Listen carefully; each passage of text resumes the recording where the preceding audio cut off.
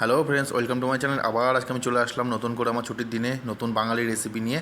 তো আজকে রান্না করবো পাতাকপি।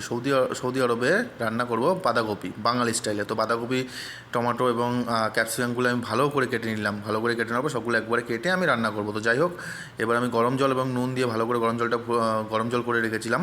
তো তার মধ্যেই আমি দিয়ে দিলাম এবং আস্তে আস্তে করে আমি নেড়ে তার মধ্যে গ্রিন মটরগুলো দিয়ে দেবো এবং পাতাকপিটা সেদ্ধ হয়ে গেলে আমি জলটা ঝাড়ানোর জন্য রেখে দেবো।